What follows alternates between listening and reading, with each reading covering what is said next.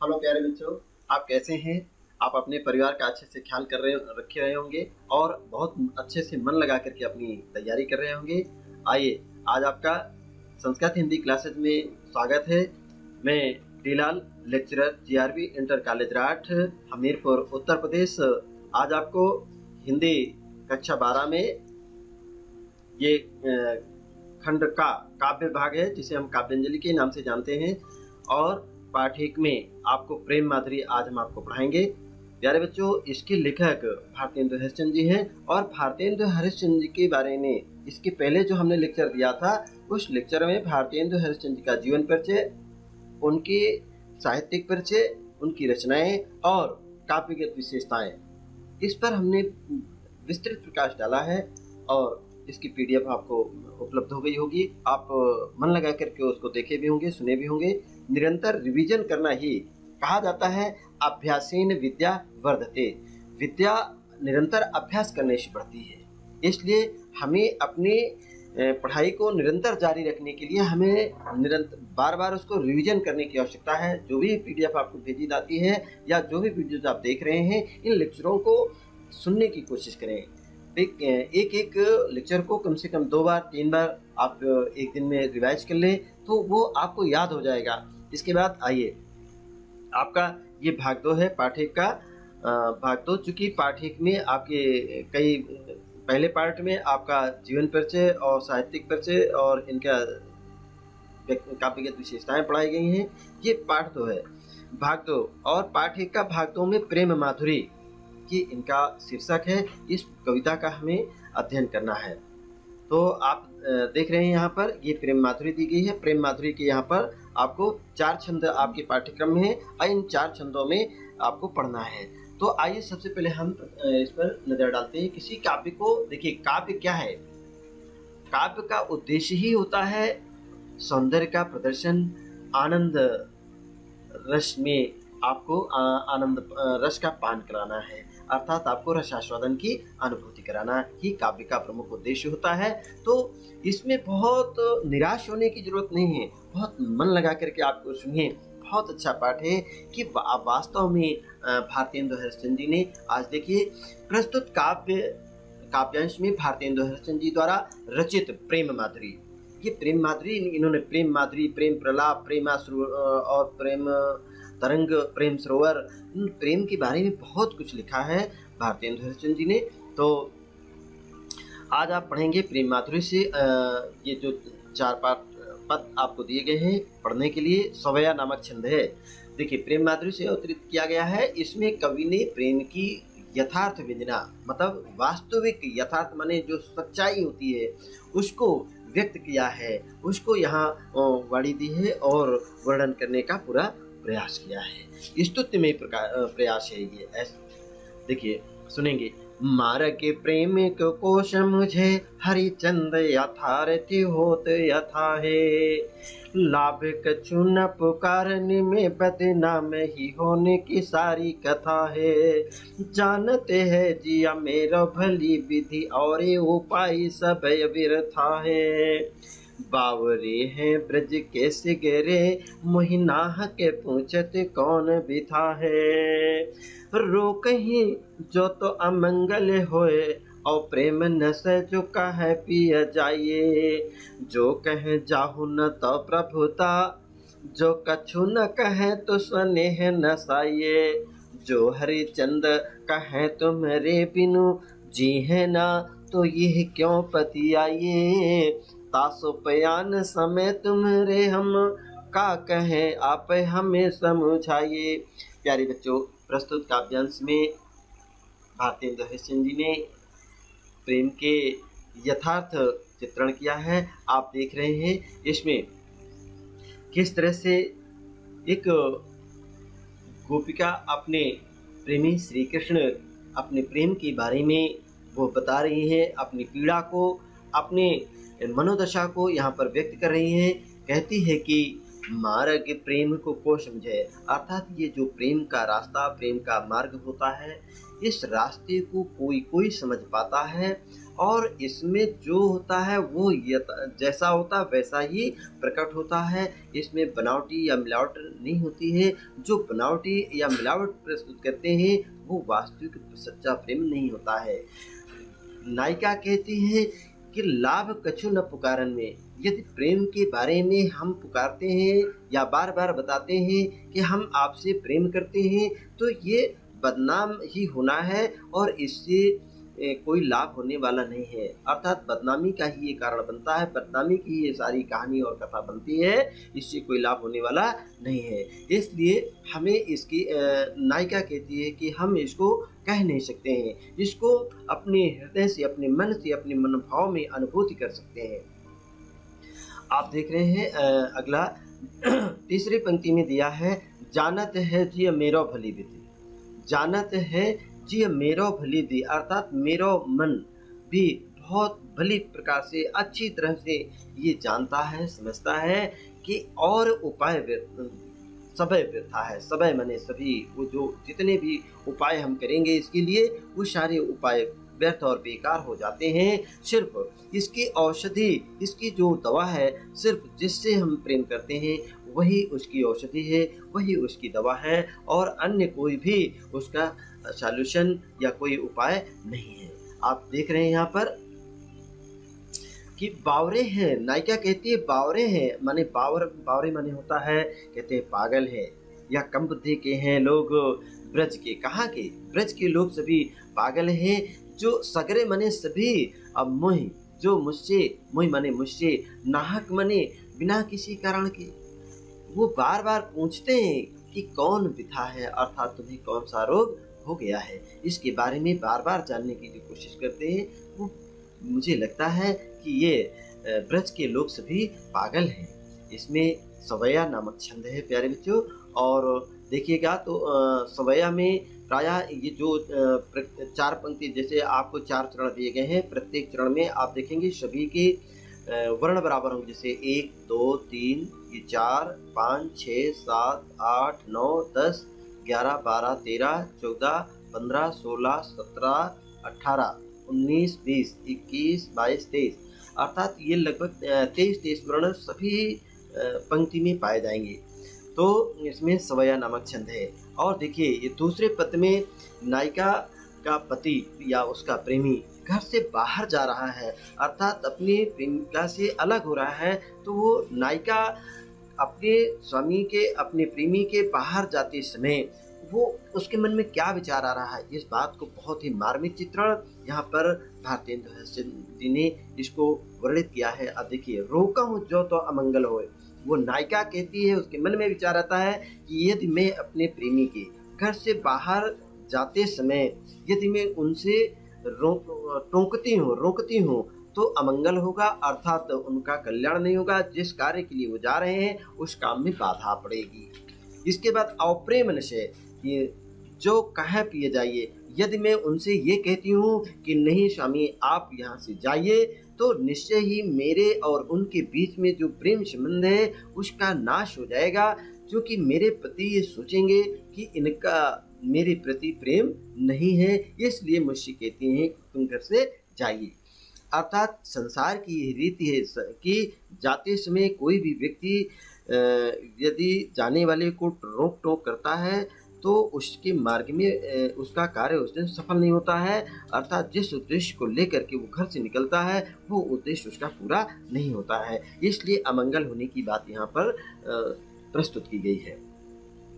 अगला आप देखेंगे दूसरी पंक्ति में, जो कहो जाऊं ना तो प्रभुता, अर्थात नायिका कहती है कि हे स्वामी, यदि आपके जाते समय मैं ये आपसे कहती हूँ कि आप ना जाइए, तो आप सोचेंगे कि लो ये मुझ पर शासन कर रही है, मुझ पर अपना अधिकार जता रही है, प्रभुता दिखा रही है, स्वामित्व दिखा रही है। इसलिए जो कछु न कहो। दूसरी पंक्ति में कहती है नायिका कि यदि मैं आपसे कुछ भी न कहूँ तो भी प्रेम का नाश होता है, अर्थात स्नेह माने होता है स्नेह, स्नेह माने प्रेम नष्ट हो जाता है। और अर्थात अगर आपके घर से कोई व्यक्ति बाहर जा रहा हो और उससे आप कुछ भी न कहें तो वो क्या सोचेगा कि हमारे आने से इनका बड़ा या हमारे रहने से यहाँ पर बड़ा कष्ट है इनको, इसलिए वो आपके प्रेम में बाधा उत्पन्न होती है। चलिए तीसरी पंक्ति में कहते हैं कि जो हरिचंद कहे तुमरे बिनु। हरिश्चंद्र जी कहते हैं कि यदि वो नायिका कह रही है कि यदि तुम्हारे बिनु हम जीहे ना, नायिका अगर अपने प्रेमी को ये कह दे कि तुम्हारे बिनु हम नहीं जीवित रहेंगे, तो यह बात इस बात को पर वो विश्वास पतियाये माने होता है विश्वास नहीं करेंगे, अर्थात कोई भी व्यक्ति इस बात को मानने के लिए तैयार नहीं होगा। चलिए तासो पयान, तासो माने होता है उनके प्रयास, इसलिए पयान माने प्रस्थान करने के समय या जाते समय, समय माने होता है समय। तुमरे शब्द जो आया है ये तुम्हारे है, अर्थात हम क्या कहें, अर्थात तुम्हारे घर से जाते समय हे स्वामी हम क्या कहें, आप हमें समझाइए, अर्थात आप ही हमें बताइए कि हम आपको जाते समय क्या कहें। कितनी चतुराई का वर्णन यहाँ पर किया है नायिका के, कि नायिका की मनोदशा को व्यक्त किया है, उसके मनोभावों को यहाँ पर यथार्थ चित्रण करने का स्तुतिमय प्रयास है भारतेंदु हरिश्चंद्र जी का। तो आप देख रहे होंगे यहाँ पर ये ब्रज भाषा में लिखा गया है, और ब्रज भाषा देखिए खड़ी बोली का ही एक दूसरा रूप ब्रज भाषा है। आइए अब इसके बाद देखिए अगला छंद हम पढ़ते हैं, और ये आप देख रहे होंगे छंद नंबर आपका 3 है और 4, इन पदों को हम पढ़ेंगे। बहुत ही सुंदर मार्मिक चित्रण देखिए भारतेंदु हरिश्चंद्र जी ने इसको व्यक्त किया है। और देखिए इन पदों को पहले हम मन लगा करके पढ़ते हैं।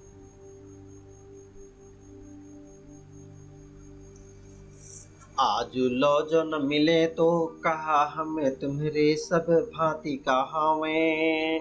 नायिका कहती है अपने प्रेमी से कि आज लो जो न मिले तो कहा तुम्हारे हम सब भांति कहावें, और मेरो रहनो है कछु नहीं सब अपने फल भाग्य को पावें। जो हरिचंद भई सो भई अब प्राण रहे चहे तासो सुनावें। प्यारे जो है जग की यह रीति विदा के समय सब कंठ लगावें। प्यारे जो है जग की यह रीति विदा के समय सब कंठ लगावें। नायिका अपने प्रेमी से कहती है कि आज लो जो ना मिले, अर्थात आज तक जो हमारा आपका मिलन नहीं हुआ। कहा नायिका कहती है कि हम तो तुम्हारे सब भांति का हमें, अर्थात जैसा आप हमें चाहते हैं हम हमेशा हमेशा के लिए आपके ही हैं, अर्थात आपके हमारे अंग अंग में आप ही का निवास है, अर्थात आप हमें विराजमान हैं। इस तरह से इसकी व्याख्या बढ़ा चढ़ा करके थोड़ा करनी है कि आज तक जो हमारा आपका मिलन नहीं हुआ वो हम हर तरीके से आज भी आपके ही आपको ही चाहते हैं, और आप ही कि जैसे हम हैं। मेरा कोई भी शिकायत मेरो उरानो है कछ नहीं। नायिका कहती है कि मेरी आपसे कोई शिकायत, उराना माने शिकायत, कुछ भी नहीं है। ये सब मेरी किस्मत का, मेरे भाग्य का फल है जो मुझे आपसे अलग होकर के रहना पड़ रहा है, मुझे जो विरह की से पीड़ा हो रही है। और तीसरी पंक्ति में देखिए जो हरिचंद भई सो भई, अर्थात हरिश्चंद्र जी गोपिका की मनोदशा का चित्रण करते हुए कहते हैं कि जो कुछ भी होना था वो हो गया, अब प्राण रहे और प्राण चले चाहे तासो सुनावे। ये प्राण अब जाने वाले हैं, अब आपसे हमारा आपका मिलन हो पाएगा कि या नहीं, और आपको इसकी सूचना मिलेगी या नहीं। मैं इस बात के लिए बार बार आपसे विनती करती हूँ कि प्यारे जू, अर्थात हे प्रीतम, सारे संसार का जग मने संसार की यह रीत मने ऐसा नियम है, ऐसी परिपाटी है कि विदा के समय सब कंठ लगावें, अर्थात संसार के लोग जब एक दूसरे से अलग हो रहे होंगे, हमेशा के लिए बिछुड़ रहे होते हैं, तो अंतिम समय में जरूर अपने गले से, अपने हृदय से उसको लगाते हैं। इसलिए हे प्रभु, आप आकर के मैं अब आपसे हमेशा हमेशा के लिए अलग हो रही, मेरे प्राण अभी शरीर से निकल रहे हैं, अर्थात मैं अब इस तन को छोड़ करके जा रही हूँ, और मैं संसार का जैसा नियम है वैसा मैं आपसे प्रार्थना करती हूँ कि एक बार आकर के आप मुझे अपने हृदय से लगा लें। इस प्रकार से लेखक के ने नायिका की मनोदशा का, उसकी विरह की दशा का वर्णन करते हुए इस यथार्थता का अर्थात प्रेम की वास्तविक चित्रण प्रस्तुत करने का ये स्तुत्यमय प्रयास किया गया है। इसमें भाषा देखिएगा, भाषा ब्रज, आपसे पूछे भाषा इसकी ब्रज है। इसमें सवया नामक छंद है और देखिए कहावें, पावें, सुनावें, लगावें। इसमें देखिएगा अनुप्रास अलंकार, लेकिन अनुप्रास अलंकार के 4 भेद आपको 5 होते हैं। अनुप्रास अलंकार देखिए, अलंकार के बारे में हम आपको विधिवत चर्चा करेंगे आगे की लेक्चर में, और आज मैं आपको संक्षेप में बता दे रहा हूँ कि अनुप्रास अलंकार जहाँ काव्य में वर्णों की आवृत्ति होती है वहाँ अनुप्रास अलंकार होता है। अब अनुप्रास अलंकार के 5 भेद होते हैं। नंबर 1 छेका अनुप्रास अलंकार, वृत्त्या अनुप्रास अलंकार, श्रुत्या अनुप्रास अलंकार, अंत्या अनुप्रास अलंकार और लाटा अनुप्रास अलंकार। इस प्रकार से इसके 5 भेद होते हैं। तो उसी में आप जैसे यहाँ पर देख रहे हैं कि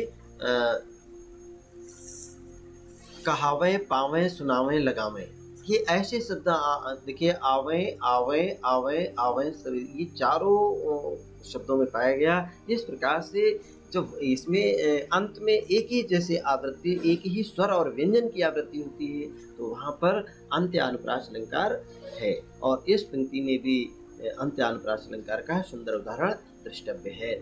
अब अगला देखिएगा, चौथे पद है, हम इसको पढ़ते हैं पहले।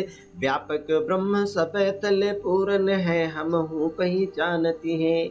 नायिका देखिए बड़ा ही अपने हृदय की पीड़ा को व्यक्त करते हुए उद्धव से कहती हैं कि व्यापक ब्रह्म सब थले पूर्ण है, हम हूँ पहचानती हैं। पै नंद लाल बिहाल सदा हरिचंदन ज्ञान ही ठानती हैं। तुम उदय है कहियो निशो, हमें और कछु नहीं जानती हैं। प्रिय प्यारे तिहारे निहारे बिना, ये दुखियाँ यकियाँ नहीं मानती हैं। प्रिय प्यारे तिहारे निहारे बिना, दुखियाँ यकियाँ नहीं मानती हैं।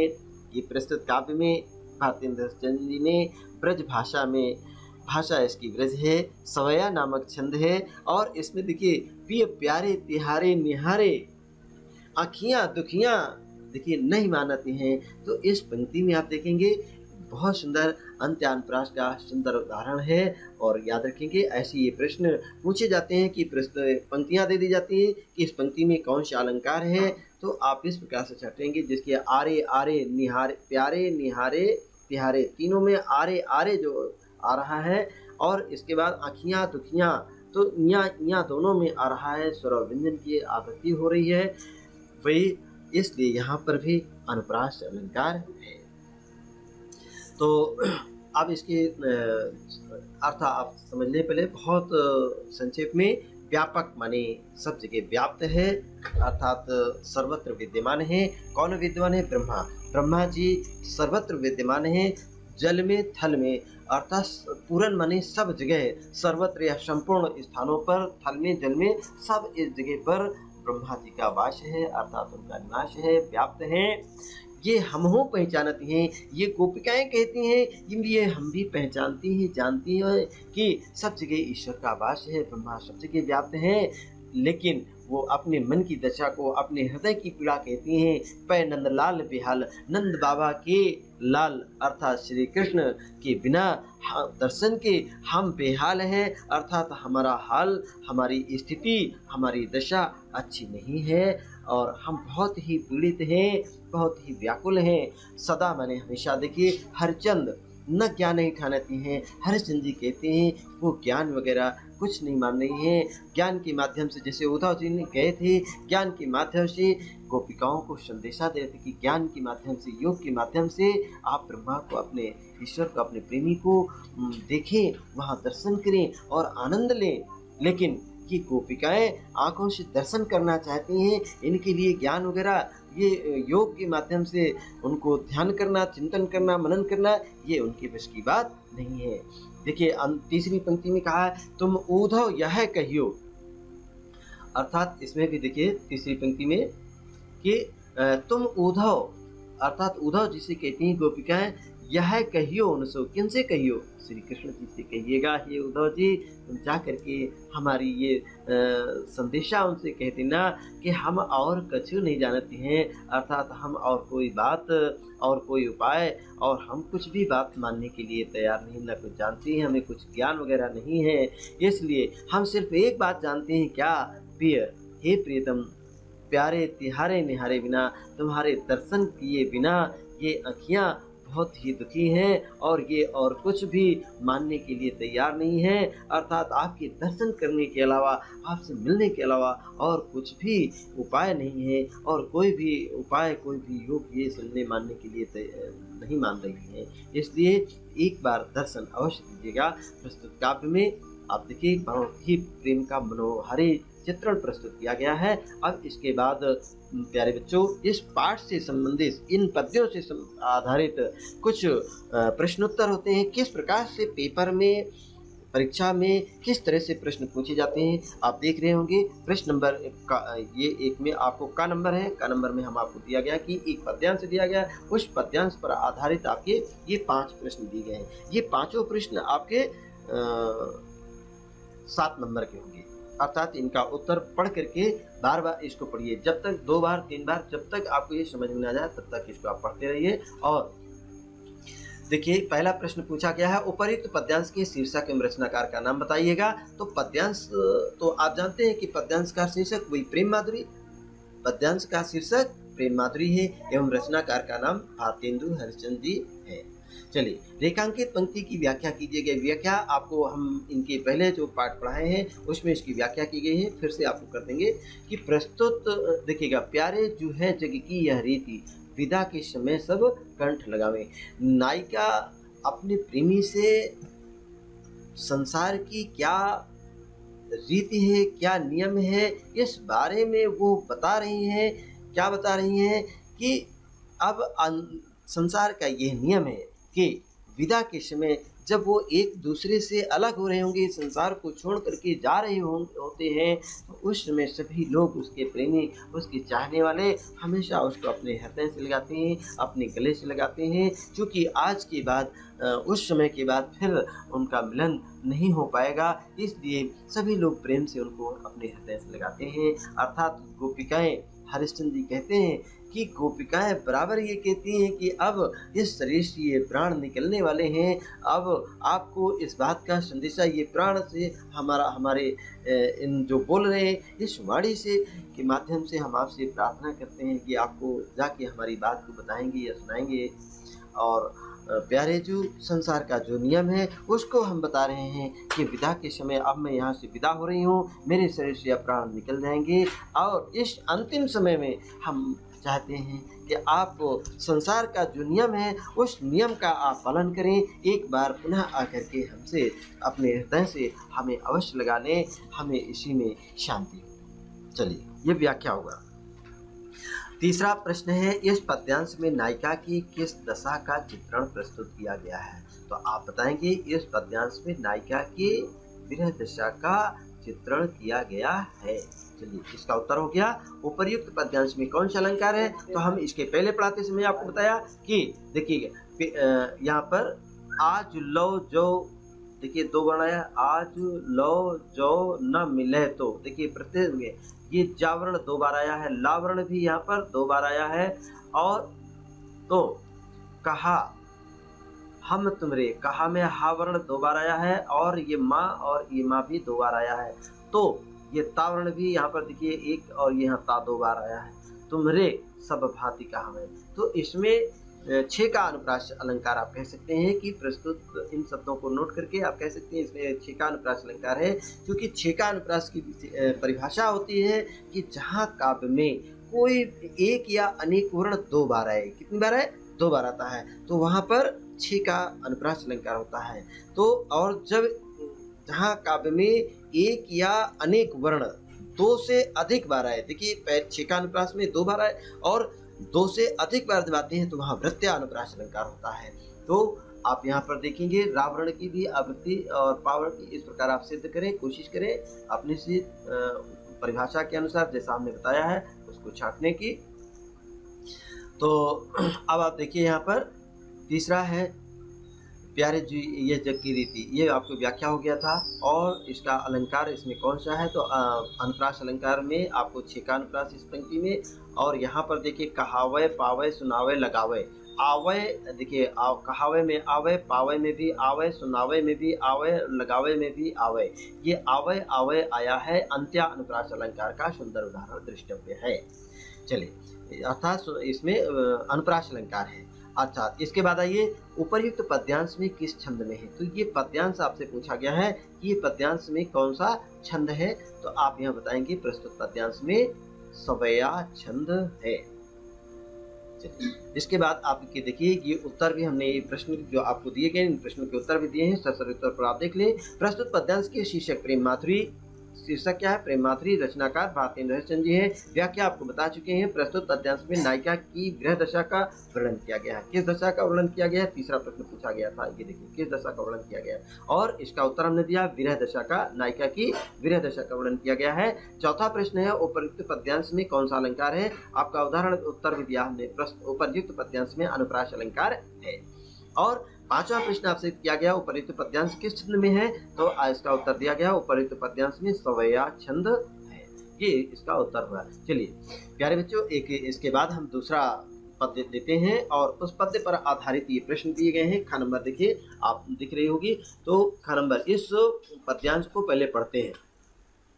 व्यापक ब्रह्म सब थल पूरन है, हम हूँ पहचानती हैं, पैन बिना नंद लाल बिहाल सदा हरिचंदन ज्ञान ही ठानती है। तुम उद्धव कहा तुम उद्धव यह कहियो निशो, हमें और कछु नहीं जानती है। पिय प्यारे तिहारे निहारे बिना बिना ये अखियाँ दुखियाँ नहीं मानती हैं, पिय प्यारे तिहारे निहारे बिना दुखियाँ अखियाँ नहीं मानती हैं। प्यारे बच्चों इस पंक्ति को आपने पद्यांश को पढ़ा, ये सवैया नामक छंद है और इससे आधारित ये 5 प्रश्न यहाँ पर दिए गए हैं। ये पांचों प्रश्न 7 नंबर के हैं मिला करके। देखिए यहाँ पर जो आप देख रहे हैं पद्यांश का शीर्षक एवं रचनाकार का नाम ये 2 अंक का है, और जो इसकी व्याख्या भाग है रेखांकित अंश की व्याख्या 2 नंबर का है। इसके बाद ये 3 प्रश्न दिए गए हैं 1-1 नंबर के हैं, अर्थात ये सभी 5 प्रश्न मिला करके आपको 7 नंबर इसमें मिलेंगे। और आपने देखिए उपर्युक्त पद्यांश के शीर्षक आप जानते हैं वही प्रेम माधुरी, आपने लिख दिया प्रस्तुत पद्यांश का शीर्षक प्रेम माधुरी है, रचनाकार का नाम भारतेंदु हरिश्चंद्र जी है। इस पद्यांश में कवि ने ब्रह्म के किस रूप को महत्ता दी है, तो यहाँ पर आप देख रहे हैं व्यापक ब्रह्म क्या है, व्यापकता को, यहाँ पर ब्रह्म की व्यापकता शब्द आया है, व्यापक है अर्थात ब्रह्म किस रूप में, अर्थात ब्रह्म के व्यापक स्वरूप को महत्ता दी गई है। चलिए तीसरा प्रश्न आप से पूछा गया है गोपियाँ उद्धव से क्या कहती हैं, तो गोपियाँ उद्धव से क्या कहते हैं कि हम और कुछ नहीं जानती हैं, ये प्यारे तिहारे निहारे बिना, तुम्हारे दर्शन किए बिना ये अखियाँ बहुत ही दुखी हैं और ये और कुछ भी देखने पसंद नहीं कर रही हैं, कि किसी भी तरह से बिना दर्शन के मानने वाली नहीं है। इस बात को यहाँ पर व्यक्त किया गया है।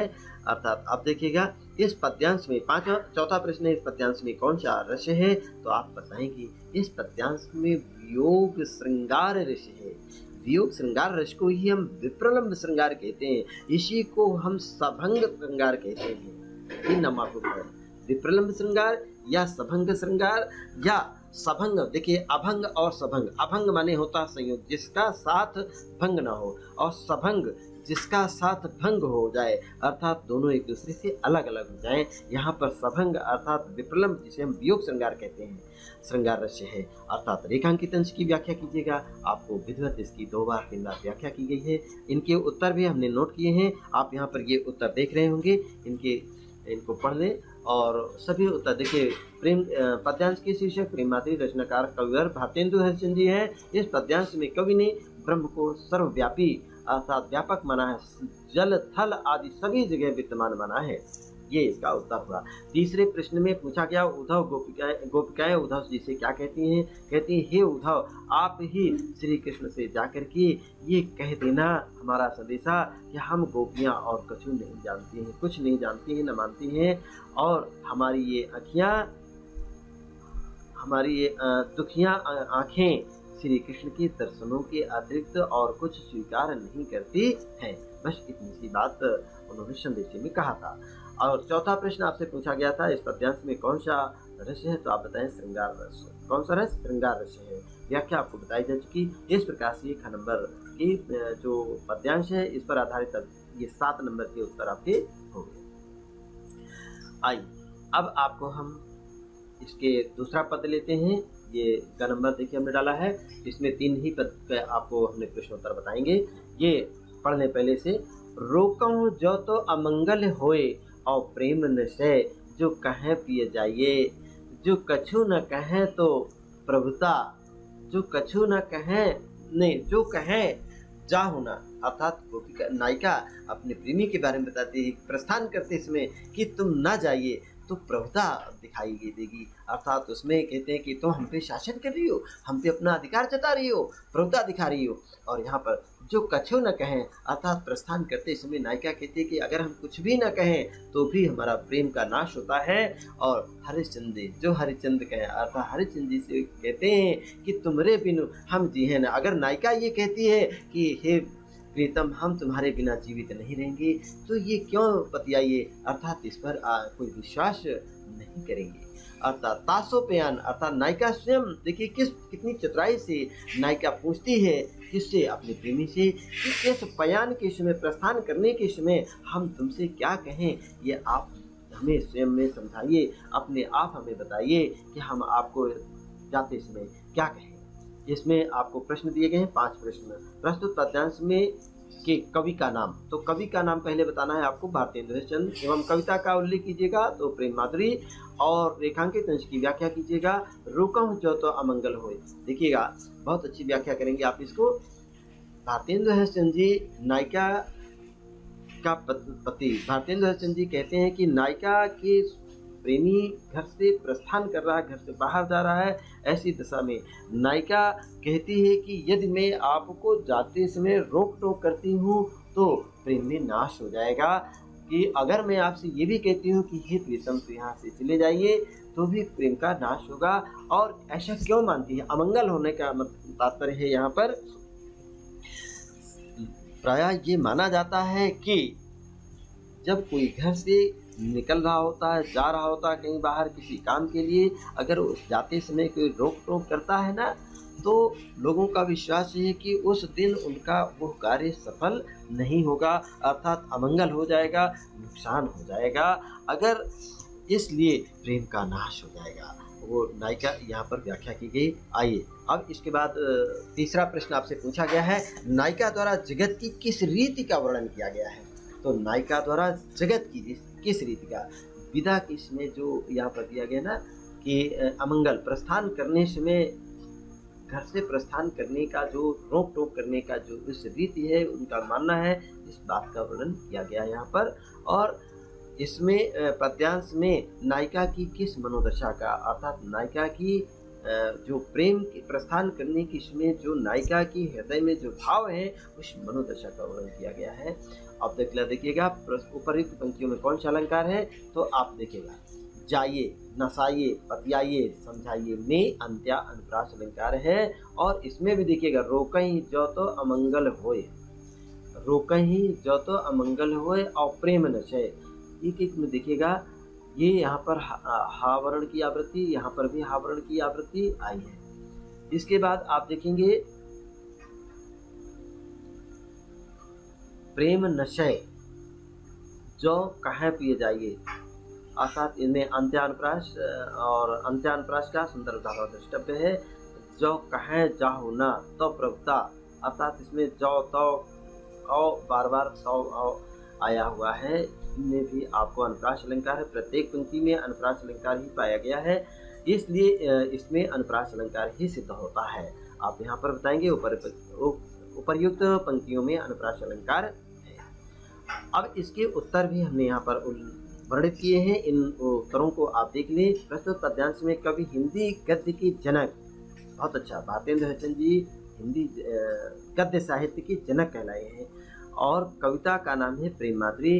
व्याख्या की गई है, देखिए नायिका व्याख्या करना है कि गोपिका अपने पति के परदेश जाने के समय उससे कहती हैं कि यदि मैं आपको परदेश जाने से रोकती हूँ तो अमंगल होगा, अर्थात रोक टोक करती हूँ तो आपका कार्य सिद्ध नहीं होगा, और यदि मैं आपसे कहती हूँ कि हे प्रीतम जाइए तो मेरे प्रेम का नाश होगा, अर्थात इसमें आप यही समझेंगे कि आपके लिए मेरे हृदय में प्रेम नहीं है। इसकी व्याख्या हो गई। और तीसरा प्रश्न आपसे पूछा गया है कि नायिका द्वारा जगत की किस रीति का वर्णन किया गया है। तो यहाँ पर जो नायिका द्वारा संसार की अर्थात जगत की रीति की का वर्णन किया गया है कि जब आप घर से कहीं जा रहे होंगे तो वहाँ पर क्या लोगों के विचार होते हैं। जाते समय रोक टोक नहीं करना चाहिए, अगर रोक टोक करते हैं तो कार्य में बाधा पड़ती है, इसका वर्णन किया गया है। प्रस्तुत पद्यांश में प्रेम की अनन्य दशा, किस दशा का अर्थात अनन्य दशा का उल्लेख किया गया है, और प्रस्तुत पंक्तियों में अनुप्रास अलंकार है, इसको यहाँ पर वर्णित किया गया है। इस प्रकार से ये आपका 7 नंबर का प्रश्न रहा और 7 नंबर आपको मिलेंगे। तो ये अब आपको हम लेकर चलते हैं प्यारे बच्चों, ये प्रेम माधुरी पाठ समाप्त होता है और ये आप देख रहे होंगे हमारा स्मार्ट नॉलेज टेक्स्ट में, आप इसमें भी आपको ये सारे लेक्चर और इनसे PDF बनाकर भेजे जाते हैं। प्यारे बच्चों ये YouTube चैनल भी चल रहा है, इसमें भी सब्सक्राइब करें और बेल को दबाएं। प्यारे बच्चों इसमें भी आपको सारे वीडियो समय से भेजे जाते हैं और आपको मिल जाते हैं सारे लेक्चर। प्यारे बच्चों इसके साथ ही ये आपको दिया गया है आरोग्य सेतु ऐप, इसको डाउनलोड करने के लिए हमारी उत्तर प्रदेश सरकार, भारत सरकार की ओर से हम आपसे अपील करते हैं बार बार कि आप इसको जरूर डाउनलोड करें और इसका लाभ लें, इसके बहुत फायदे हैं। और इसके साथ ही ये आपका देख रहे हैं व्हाट्सएप पे भी हमारे सारे वीडियोस लेक्चर भेजे जा रहे हैं, इनसे भी आप जोड़ सकते हैं, इससे जुड़े और अपने साथियों को भी जोड़ने का प्रयास करें। और अगले